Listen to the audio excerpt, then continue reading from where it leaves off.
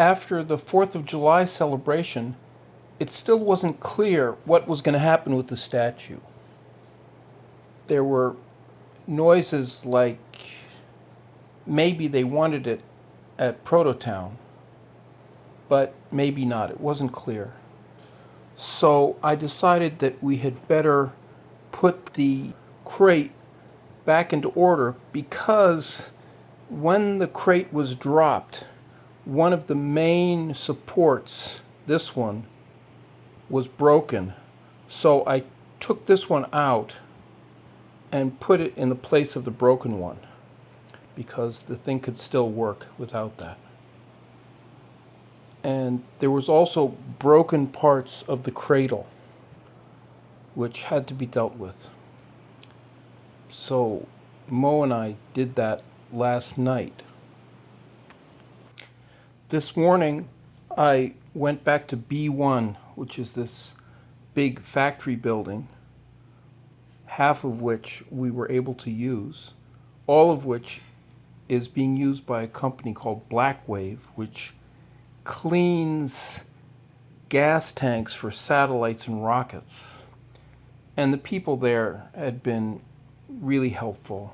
They lent us any tools we needed and often helped out. I didn't know when the tent people were going to clear their stuff away, and the platform that the statue was on was part of their equipment. So when they came, they were going to want it. And I couldn't find anybody to lift the statue off the crate and bring it in, or even get that organized with anyone. But at 11:30, one of the good guys who had helped us out already came and, with great care, took the sculpture off and informed me that there had been a meeting and they decided they wanted to keep it. And they decided that they wanted to have the cradle, but not the crate. So I got the statue put down in front of the cradle, and I was able to put it back in. Okay, that's good there.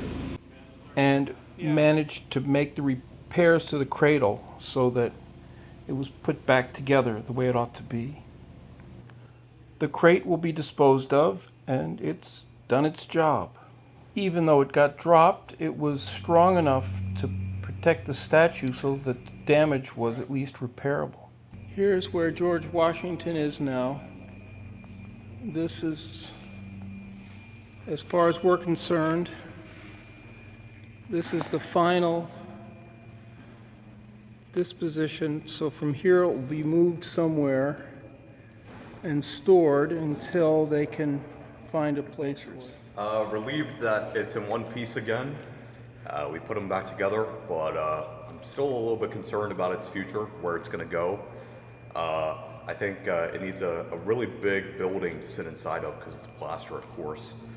It'd be kind of interesting if they built like a temple or something for it, but I don't think that's reasonable. They'll probably put it in like one or two of the buildings that they have. I hope either today or tomorrow or something like that. Yeah. All right, Mo, you were the first person to come to Prototown with a project, weren't you? Yeah, sure.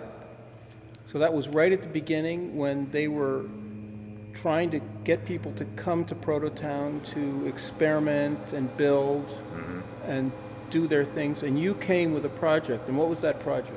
Yeah, I came with the idea of building like a 20-foot tall Saturn V rocket sculpture.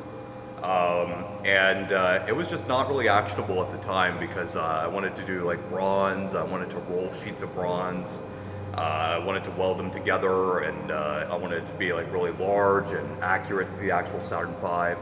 You didn't have practical ideas.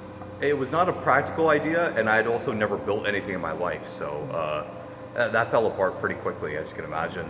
Not much happened in 6 weeks, and I decided, alongside with the team at Prototown, that there needed to be a change. We needed to do something a little bit different, and we landed on Spindletop, which was the first oil geyser discovered in Texas.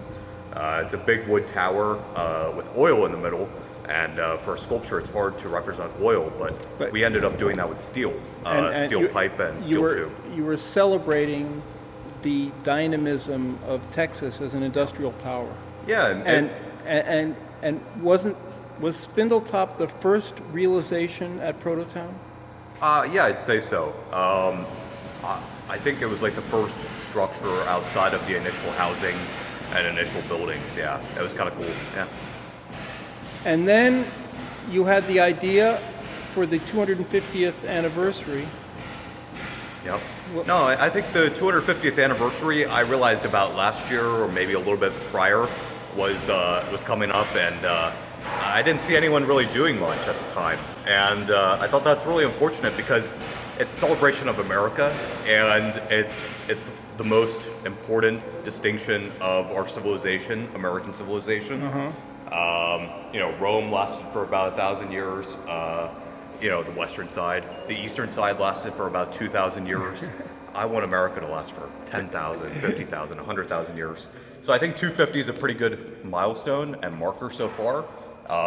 And the fact that we weren't really celebrating at the time, and I mean, we ended up celebrating in the past few days when it happened, but there could have been a lot more being done. But you wanted to have a 500-foot statue of George Washington. Oh yeah, yeah. I mean, That was your idea. it's a mere 500 feet. You know, the largest in the world is 680 feet on like a 200-foot pedestal. It's in India. It's a Statue of Unity. But my goal was to both beat China. China's about like 450 feet, and then also, you know, make the largest monument and statue in America. Like the last great statue in terms of like large statues was Statue of Liberty, and that was made in 1886. So it's been like 140 years at this point, and you know, there's a lot of arguments that could be made. We didn't actually make it, but I'm not getting into that. Anyway, it's you know, it's really important, I think, because also we don't really have that many monuments, and we're only 250 years old, So, and we're going to be 1,000 years old one day. well, okay, so the 500-foot monument didn't get made, but the model for it, which is 10 feet high, Yep. did get made, and that was still pretty big.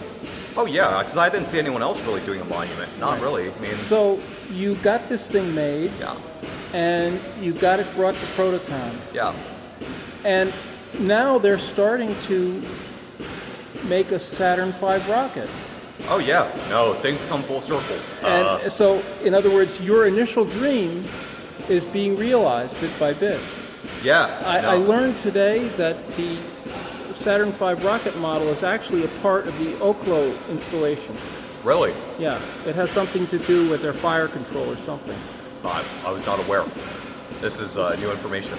Yeah, so it's integrated with the technical aspect of the nuclear power plant. Huh.